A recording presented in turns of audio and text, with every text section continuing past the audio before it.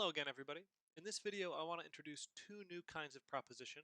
The proposition that is always false, the unprovable proposition, and negation, the idea that something does not hold. Um, if you've done proof before, you've probably thought about negation or used something that you've heard called proof by contradiction. It turns out we're not exactly going to do that. If you don't know what I'm talking about, don't worry about it. Let's see how negation works in Coq.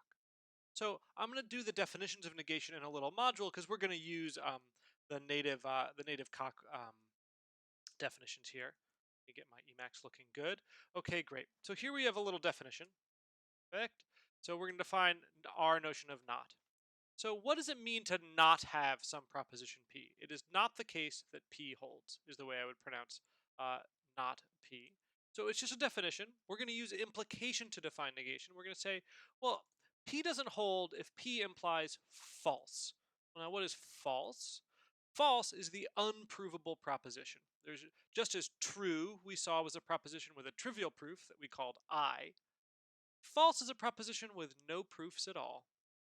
Unable to be proved, only false. So what does it mean that P implies false? Well, P implies false means that if P is true, then we ought to get the conclusion, which means if P is true, then we ought to be able to prove false. But I just said false is the unprovable proposition. So this amounts to saying like, hey, if you have P, that's sufficient to find false. But you can't find false, which means you're also not going to be able to find P. So we define this as not. So we could say something, for example, check um, not for all x equals 2. Okay, we see here. Great, that's a proposition. It is not the case that for every natural number x, that x is equal to 2. For example, this is a true proposition, what I've chosen right here. For example, 0 is a natural number we could select here, where 0 is not equal to 2, so this will work. Be a provable proposition. Now we're going to talk about not enough that like other propositions, we're going to introduce this other notation of tilde. Maybe you've seen like a bang notation, like bang x in a programming language to mean not x. We're going to use tilde to represent this propositional negation. And we're just going to read it. It is not the case that x holds. So for example, if we do that again, we'll now see in our notation, I would read this as, it is not the case that for every natural number x is equal to 2. That's how I would read this utterance. Okay, and then just to be clear, okay, not is the actual thing. It is of type prop arrow prop. You give us a proposition, not gives you the proposition that says, hey, it's not the case that this holds. Okay, end module. Now we're using the normal Coq definition. To go back to our sort of syntax summary, this is the family of propositions we have now. We just added these two. Now, I wrote this one here, but it's a little funny because really, not prop, this is the same as prop 1 implies false. I'm going to write it here because I think it's nice to think of this as a tool in your arsenal, even if the way that we use it will be just using implication. Okay, so let's see how it works. So the first thing we're going to do is we're going to do a proof principle. You may have noticed a theme. Many of our proof principles are in Latin. Thinkers in Greece were actually some of the earliest thinkers about logic. There were thinkers also in the Indian subcontinent who thought deeply about logic.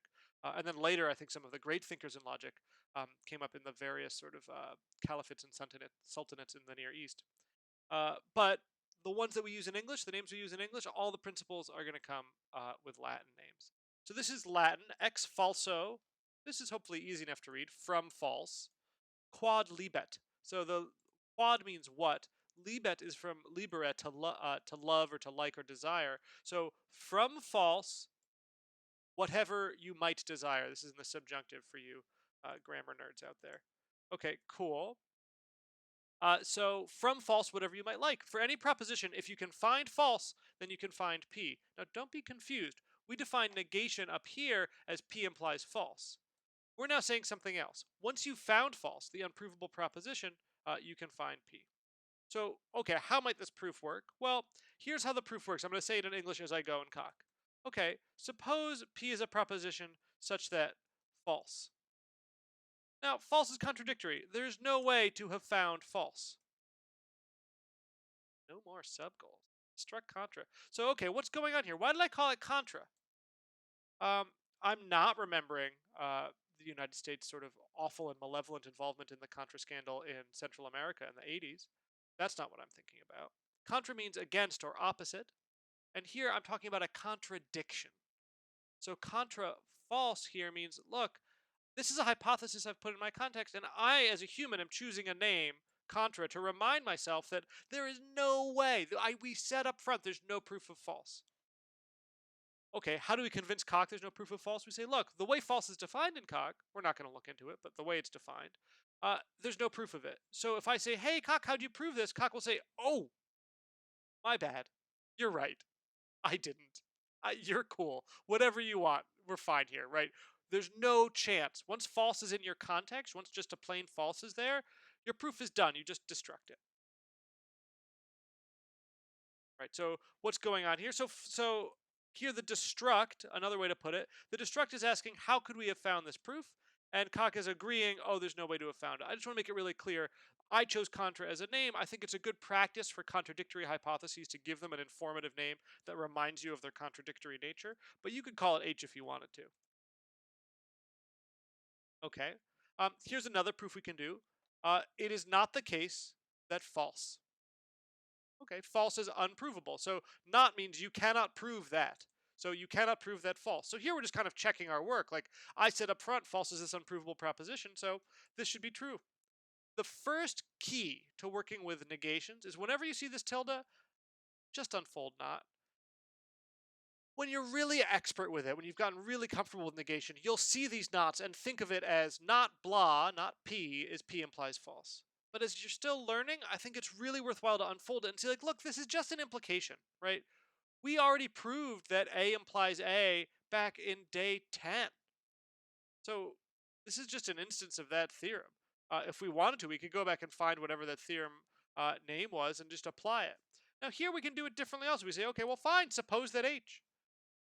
And now there's two tactics we could do, which I think is interesting. We could say, okay, well, if we've assumed false, well then cock knows, right? We can destruct that false hypothesis H, here not named contra. And we'll just be done, right? Cock will agree that we're done. But there's another proof. We could say, well, look, maybe I don't even remember what false means, but look, I've assumed false. My goal is false. Apply H. If false, then false, right? No problem. Excuse me. You have to type the right thing. Apply H. So that maybe one of these may make more sense to you than the other for now, and that's really fine.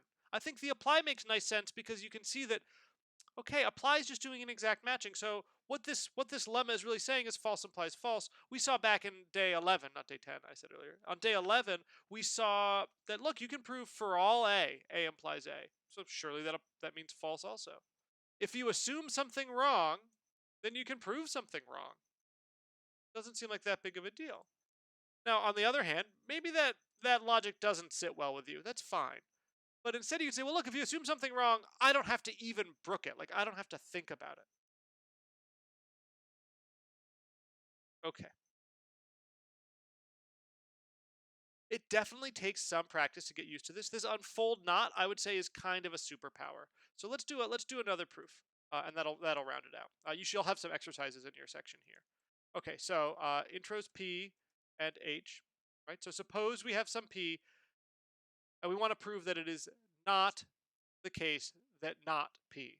So this is like maybe you've heard about double negations, right? Where people say like, if you do two negations in English, logic says that that's equivalent to a positive thing. Not every language works that way. Many languages use double negation where you match negations with negations. There's a classic joke where a linguist says, yeah, it's interesting how in English a double negation turns into a positive, but a double affirmative doesn't turn into a negative. And a student shouts from the back, yeah, right. How do we do this proof? Well, again, we have these knots. I think the first thing to do is unfold them. And if you see these arrows and your brain kind of turns off, my main counsel is like, just stay calm.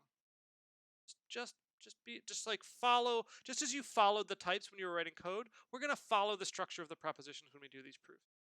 Okay, this is like weird, right? So arrow we know is right associative. So here this is P implies false. Okay, so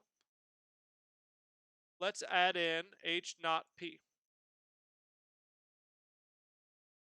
Okay, so what do we know? We know that P is a proposition. That's the first row up here. We know that P holds. And we know that P implies false. And we need to prove false. Okay. Think for a second what you might do. And I want to encourage you to think purely structurally. Don't think about the meaning of anything here. Just think about the structure. Pause the video if you need.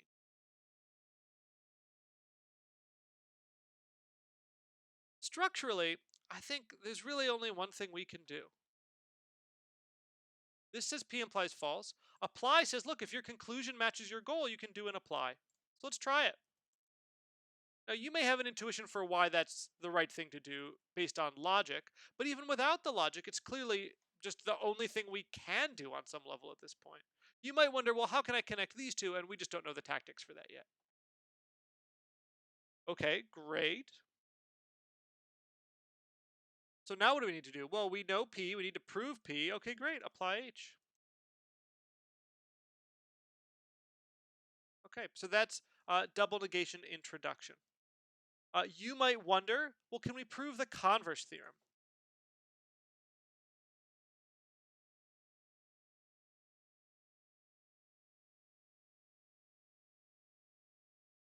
And it turns out Cock cannot prove this theorem.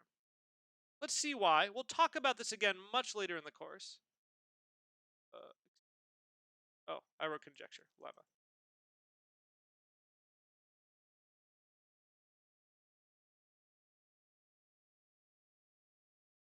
Let me unfold not first. Right, at this point, we don't have anything we can do. I just wanted to highlight this fact. This is basically irrelevant to the work we're doing now. We'll talk about this again later in the course. I just wanted to bring it up in case students had seen double negation before and were wondering about this. This is not a theorem we're going to be able to get due to something called constructivity. Those words don't mean anything. Pretend I said nothing. Okay, that's all I'm going to talk about negation for now. We've got a couple more techniques and ideas we're going to see as the day moves on. Talk to you soon.